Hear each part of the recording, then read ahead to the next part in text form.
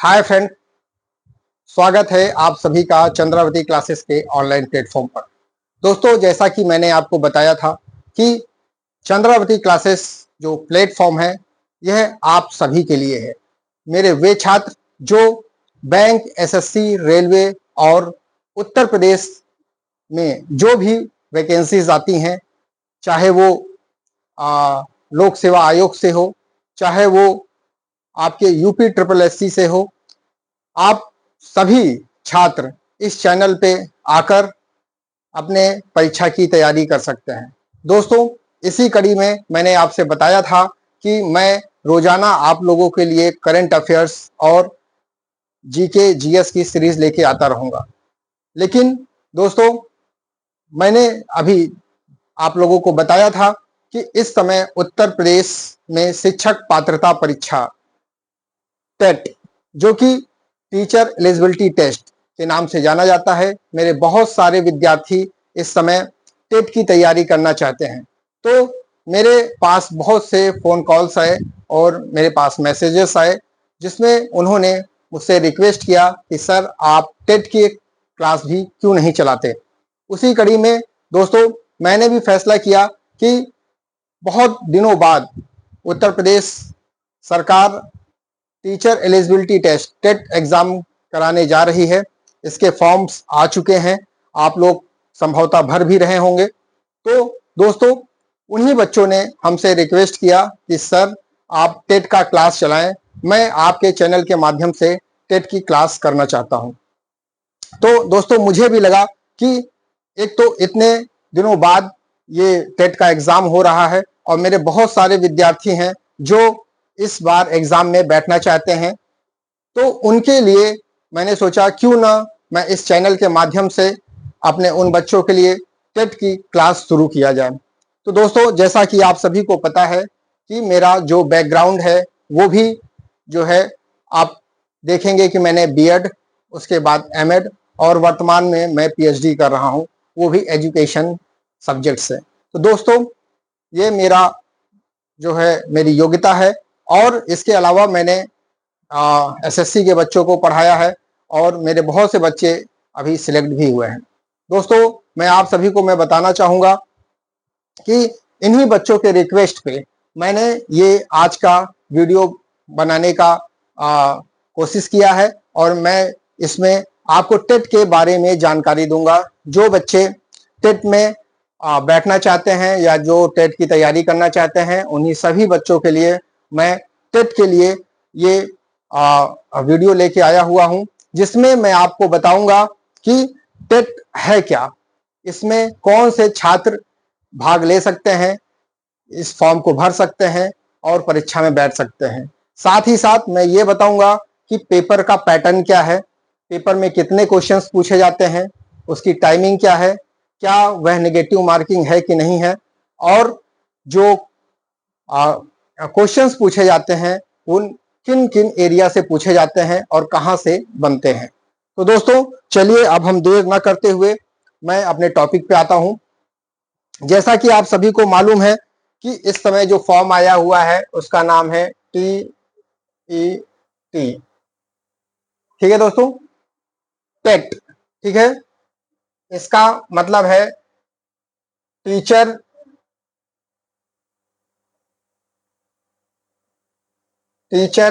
Eligibility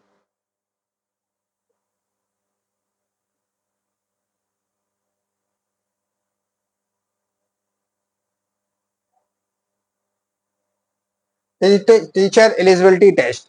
ठीक है, तो मेरे वो छात्र जो उत्तर प्रदेश में 1 से लेके 5 तक की कक्षाओं के लिए अध्यापक बनना चाहते हैं या फिर 6 से 8 तक के कक्षाओं के अध्यापक बनना चाहते हैं, वे सभी छात्र इसमें टेट का फॉर्म भर सकते हैं। हालांकि वही छात्र इसमें भर सकते हैं जो छात्र डीएलएड कर रहे हों, डीएलएड कर रहे हों या जो छात्र बीएड कर रहे हों, वो सभी छात्र जो है टेट का फॉर्म भर सकते हैं। जैसा कि उन सभी लोगों को मालूम है कि अध्यापक बनने के लिए सबसे पहली सीढ़ी उनका है टेट। टेट मतलब टीचर एलिजिबिलिटी टेस्ट, अर्थात शिक्षक पात्रता परीक्षा। यह संभवतः हर साल होती थी, लेकिन किन्हीं कारणोंवश लगातार ये नहीं कराया जा सका। तो अब की बात 3-4 साल बाद यह टेट कराया जा रहा है। ठीक है दोस्तों, तो सबसे पहली टीचर बनने की जो सबसे पहली सीढ़ी होती है वह क्या है? TET, teacher eligibility test. ये हर राज्य सरकार अपना अलग अलग कराती है। और आप देखेंगे कि अगर केंद्र सरकार में अगर देखा जाए तो आप देखेंगे जो भी मिलिट्री स्कूल है या केबीएस है, एनवीएस, वहां पे सीटेड होता है। ठीक है, तो ये केंद्र स्तर पे होता है, अर्थात भारत के स्तर पे होता है। ठीक इसी कड़ी में वहां पे आप सीटेड करते हैं क्वालिफाई, और हर राज्य अपना टेट कराती है, टीचर एलिजिबिलिटी टेस्ट। तो दोस्तों मैं इसमें आपको बताऊं, इसमें दो प्रकार के बच्चे शामिल होंगे। दो प्रकार के बच्चे शामिल होंगे। पहला कौन सा है? जो डीएलएड कर रहे हैं, जो डीएलएड कर रहे हैं, दूसरा जो बीएड कर रहे हैं। ठीक, तो डीएलएड वाले जो बच्चे हैं ये 1 से लेके 5 तक की 1 से लेके 5 तक की क्लास के लिए भर सकते हैं, और साथ ही 6 to 8 भी भर सकते हैं। क्या? 6 to 8 भी भर सकते हैं। ये दो लेवल पे ये टेस्ट कराया जाता है, 1 to 5 और 6 to 8 के लिए। और बीएड वाले जो बच्चे होते हैं ये 6 to 8 क्लास के लिए ही भर सकते हैं ओनली। ठीक, केवल 6 to 8 क्लास के बच्चों को पढ़ाने के लिए टीचर यहाँ पे बन सकते हैं। दोस्तों जैसा कि आपको मैंने बताया कि यह दो स्तरों में होता है, एक 1 से 5 तक के लिए, और दूसरा 6 से 8 तक की क्लास को पढ़ाने के लिए टीचर जो बनते हैं उनको पहले शिक्षक पात्रता परीक्षा पास करनी होती है। वह दो स्टेप में है। जैसे एक डीएलएड के छात्रों के लिए 1 से 5 का और 6 से 8 ये दोनों भर सकते हैं, और उसके बाद बीएड वाले जो छात्र हैं ये 6 से 8 की क्लास के लिए जो है इन क्या कहते हैं, इस शिक्षक पात्रता परीक्षा को पास कर सकते हैं, इसके फॉर्म को भर सकते हैं। ठीक दोस्तों, तो अब यहाँ पे मैंने आपको ये बताया। इसके बाद मैं आपको बताने जा रहा हूं कि इस जो आपके पेपर होगा, इस पेपर में कितने क्वेश्चंस आते हैं और इनकी टाइमिंग क्या होती है। तो दोस्तों जैसा कि आप सभी को पता है, जैसा आप सभी को पता है कि जो है 1 से 5 तक की जो क्लास में होता है इसमें 150 क्वेश्चंस पूछे जाते हैं। ठीक है, 150 क्वेश्चंस पूछे जाते हैं, और ये कितने 150 मिनट का होता है, 150 मिनट, 150 मिनट्स या 2.5 घंटे, 2.5 घंटे। ठीक है, 2.5 घंटे आपको दिए जाते हैं, जिसमें 150 क्वेश्चंस करने पड़ते हैं, और इसमें निगेटिव मार्किंग नहीं है, निगेटिव मार्किंग नहीं है। ठीक, इसी तरह आप देखेंगे कि 6 to 8 के ये जो पेपर आपको देना होता है उसमें भी 150 क्वेश्चंस पूछे जाते हैं, 150 क्वेश्चंस पूछे जाते हैं। टाइमिंग आपकी 150 मिनट्स होती है। ठीक, या 2.5 घंटा, जिसको बोला जाता है 2.5 घंटा। ठीक, 2.5 घंटा इसमें भी होता है, और नेगेटिव मार्किंग इसमें भी नहीं होती है, नेगेटिव मार्किंग इसमें भी नहीं होती है, मतलब नो। तो आपने देखा कि 1 to 5 के लिए हो या 6 to 8 के लिए हो, दोनों के लिए 150 क्वेश्चंस निर्धारित किए गए हैं। साथ ही साथ इसमें 150 मिनट अर्थात 2.5 घंटे आपको टाइमिंग दिया गया है। यहां भी आपको 150 मिनट और 2.5 घंटा टाइम दिया गया है, और पेपर में निगेटिव मार्किंग नहीं होता है। यहाँ 1 to 5 के लिए भी नहीं होता है, और 6 to 8 के लिए भी नहीं होता है। तो दोस्तों ये रहा आपका पेपर का जो टाइमिंग है, और नंबर ऑफ क्वेश्चंस हो गए, और उसके बाद आपका नेगेटिव मार्किंग है या नहीं, हमने इस पर डिस्कस कर लिया। अब हम लोग चलते हैं कि कहां से क्वेश्चंस आते हैं। जो 150 क्वेश्चंस आते हैं दोनों पार्ट में, वो कहां कहां से आते हैं, किन किन विषयों से आते हैं, चलिए इस पे हम लोग डिस्कस करते हैं।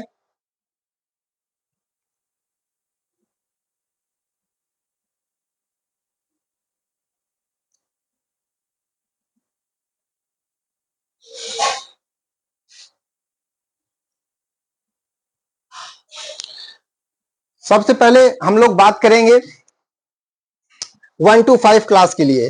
1 to 5 क्लास के लिए जो होता है, इसमें पहला जो होता है वह होता है बाल विकास एवं शिक्षण विधि।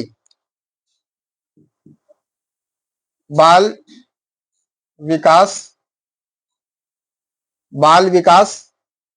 एवं शिक्षण विधि। ठीक, बाल विकास शिक्षण विधि जो पार्ट है, इस पार्ट से 30 क्वेश्चंस आपके पूछे जाते हैं। कितने क्वेश्चन? 30 क्वेश्चन आपके पूछे जाते हैं। दूसरा होता है भाषा प्रथम।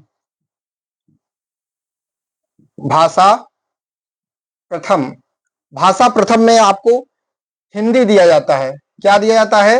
हिंदी के 30 क्वेश्चंस दिए जाते हैं, जो कि सभी के लिए अनिवार्य होता है। अनिवार्य सभी के लिए, सभी स्टूडेंट के लिए अनिवार्य होता है।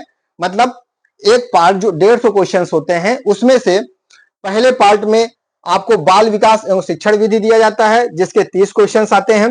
इसी के साथ जो दूसरा भाग होता है, उसमें भाषा प्रथम आता है, जो कि हिंदी होती है। ये सभी स्टूडेंट्स के लिए होती है। ठीक, और इसके 30 क्वेश्चन होते हैं, जो कि सभी स्टूडेंट्स के लिए अनिवार्य है और उसको करना होता है। इसी के साथ तीसरा पार्ट जो है, ये भाषा द्वितीय है।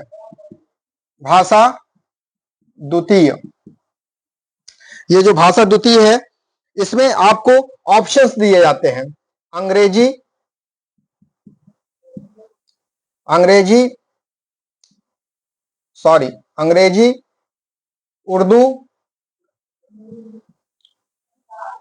उर्दू और संस्कृत।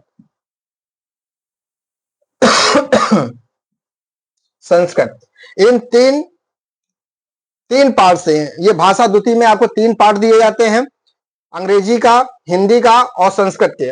इसमें से 30 क्वेश्चंस पूछे जाते हैं और ये वैकल्पिक होता है। जो स्टूडेंट अंग्रेजी में 30 क्वेश्चन करना चाहता है, वो अंग्रेजी का कर सकता है, या फिर उर्दू के जो हमारे स्टूडेंट हैं, या तो वो उर्दू को करें, या फिर उन्होंने अगर द्वितीय भाषा के रूप में संस्कृत लिया है, तो संस्कृत के 30 क्वेश्चन आपको करने होंगे। तो कितने क्वेश्चन आएंगे? 30 क्वेश्चन यहां से भी आपको करने होंगे, जो कि वैकल्पिक है। क्या है?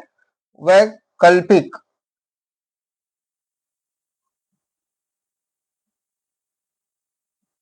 जो कि वैकल्पिक है। ठीक, इसी तरीके से आपको बता दें, चौथा नंबर पे जो चौथा नंबर है, इसमें गणित रहता है। गणित रहते हैं, जो कि अनिवार्य होता है सभी के लिए। सभी के लिए अनिवार्य होता है। इससे 30 क्वेश्चंस पूछे जाते हैं। कितने? 30 क्वेश्चंस पूछे जाते हैं, और ये सभी स्टूडेंट्स के लिए अनिवार्य होते हैं। और इसका जो कठिनाई स्तर होता है, वह बहुत ज्यादा नहीं होता। 1 से लेके क्लास 10 तक की जो सिंपल मैथ होता है, अंकगणित होता है, या थोड़ा बहुत जो रीजनिंग के 1 आध 2 क्वेश्चंस होते हैं, वहां से इसमें क्वेश्चंस पूछे जाते हैं। खास तौर से आपका रेखा गणित के क्वेश्चंस जो है, वहां से ज्यादा क्वेश्चन पूछे जाते हैं। तो ये गणित के क्वेश्चन हो गए। इसके साथ अब आप 5वें पार्ट में आप देखेंगे कि 5वें पार्ट में आपका पर्यावरण अध्ययन। पर्यावरण अध्ययन। पर्यावरण अध्ययन से आपके 30 क्वेश्चंस पूछे जाते हैं, जो कि अनिवार्य है। सभी स्टूडेंट्स के लिए अनिवार्य है। ये गणित भी आपके लिए अनिवार्य है। यहां लिखना भूल गया मैं, गणित भी अनिवार्य है। ठीक है दोस्तों, तो ये आपके 1 से लेके 5 तक की जो शिक्षक पात्रता परीक्षा होती है, उसके लिए ये जो 150 क्वेश्चंस होते हैं, वह आपके ये 5 पार्ट से आते हैं। पहला है बाल विकास एवं शिक्षण विधि, जहां से 30 क्वेश्चन होते हैं, ये सभी के लिए अनिवार्य होता है। दूसरा आपका भाषा प्रथम आता है। 2 भाषाएं आती हैं आपको 30 क्वेश्चन के, जिसमें से आपको करना होता है। जिसमें से पहली भाषा के रूप में हिंदी आता है, जो कि 30 क्वेश्चन अनिवार्य है, वो सभी के लोगों के लिए करना है। इसीलिए इसी के साथ दूसरी भाषा जो होती है, दूसरी भाषा ऑप्शनल होती है।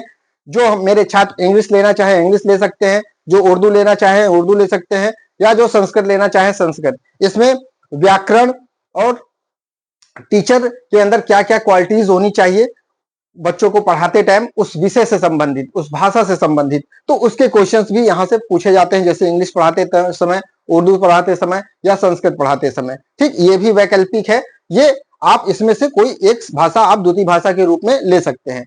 चौथे नंबर पे आप देखेंगे गणित आता है, जो कि अनिवार्य है सभी स्टूडेंट्स के लिए, यहाँ से 30 क्वेश्चन पूछे जाते हैं। इसी के साथ आप देखेंगे पर्यावरण अध्ययन, जो पांचवा पार्ट है, पांचवें पार्ट में पर्यावरण अध्ययन में 30 क्वेश्चन पूछे जाते हैं। इसमें आपके पर्यावरण अध्ययन के रूप में आप देखेंगे ज्योग्राफी से काफी ज्यादा क्वेश्चंस पूछे जाते हैं। ठीक दोस्तों, तो ज्योग्राफी हो गया, और साथ ही साथ जो पर्यावरण, हालांकि इसमें पर्यावरण शब्द आ ही गया है तो पर्यावरण से, लेकिन कभी कभी आप देखेंगे कि जो आप प्रीवियस ईयर का पेपर सॉल्व करेंगे वहां आप देखेंगे कि पर्यावरण के साथ साथ आपका पॉलिटिकल साइंस से भी क्वेश्चन पूछ लेता है, हिस्ट्री से भी एक आध दो क्वेश्चन पूछ लेता है। ठीक है, एक तरीके से ये जीके जीएस का कंबो पैक होता है। यहाँ से पर्यावरण अध्ययन जरूर लिखे हैं, लेकिन यहाँ जीके जीएस से भी क्वेश्चंस पूछ लिया जाता है। ठीक है, तो ये आपके 150 क्वेश्चन हो गए, 30 30 30 30 30। ठीक, तो 30 पंचे आपका देखेंगे 150 क्वेश्चंस आपके हो गए 1 to 5 के लिए।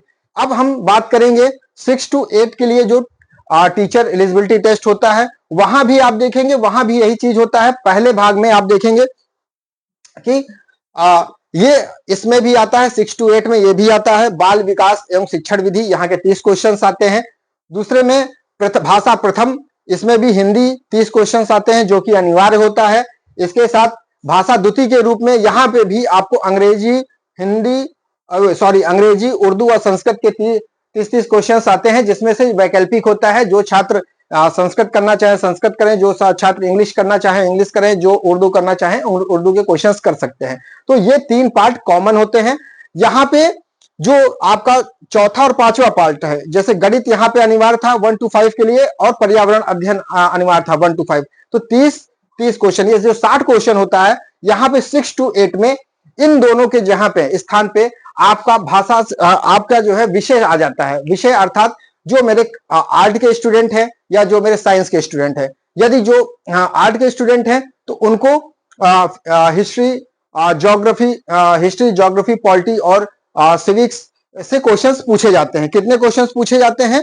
यहाँ आपका विषय होता है, विषय होता है, तो विषय कितने क्वेश्चन पूछे जाते हैं? 60 क्वेश्चन, 60 क्वेश्चन आपके ये पूछे जाते हैं। अगर कला के छात्र हैं तो उनके लिए भी, और जो हमारे विज्ञान के छात्र हैं, विज्ञान के छात्र हैं, उनसे भी 60 क्वेश्चन पूछे जाते हैं। और इस विज्ञान के छात्र में आप देखेंगे, विज्ञान अर्थात साइंस साइड, ठीक है, विज्ञान का मतलब साइंस साइड से है, जो कला से आर्ट साइंस है या जो साइंस साइड है। तो विज्ञान के अगर जो स्टूडेंट हैं, तो अगर उन्होंने बीएड में उनका जो पूछा जाता है बीएड में कि आप आर्ट साइंस है या साइंस साइड है, तो आर्ट साइंस वाले स्टूडेंट के लिए 60 क्वेश्चन आते हैं, जो इतिहास, भूगोल, नागरिक शास्त्र से क्वेश्चन पूछे जाते हैं, 60 क्वेश्चन।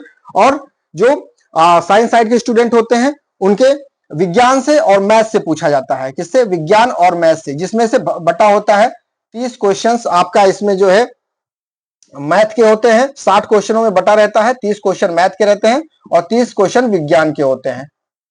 ठीक है दोस्तों, तो ये मैंने आपको बता दिया कि जो 1 to 5 के लिए जो टीचर एलिजिबिलिटी टेस्ट होता है, उसका पेपर कहां से क्वेश्चंस बनते हैं, किस किस पार्ट से बनते हैं, कैसा पैटर्न होता है, उसके बारे में बताया। और जो 6 to 8 होता है उसके बारे में आपको बताया कि यहाँ पे पहला बाल विकास एवं शिक्षण विधि सेम होता है, भाषा प्रथम भाषा, द्वितीय भाषा सेम होता है, बस लास्ट में आपका सब्जेक्ट हो जाता है। तो सब्जेक्ट में आपके जो साइंस साइड के बच्चे हैं उनके 60 क्वेश्चन अलग होते हैं, जो आर्ट्स के बच्चे होते हैं उनके 60 क्वेश्चन अलग होते हैं।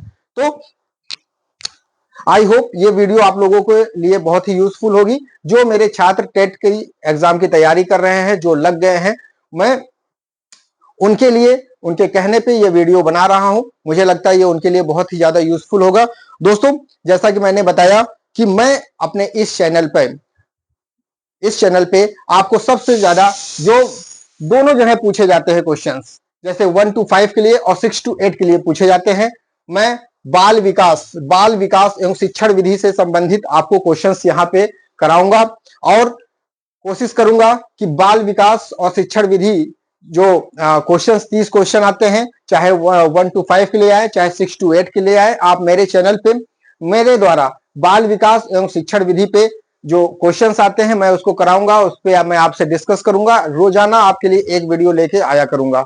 और साथ ही साथ आप देखेंगे, मैं आपको बता दूं कि जो विषय है, जो विषय के साथ छात्र हैं जो 6 to 8 के हैं, उनके लिए जो है मैं इतिहास, भूगोल, नागरिक शास्त्र का बीच बीच में कोई उनको एक क्लू देता रहूंगा, उनको मैं बताता रहूंगा कि कहां से क्वेश्चंस आते हैं।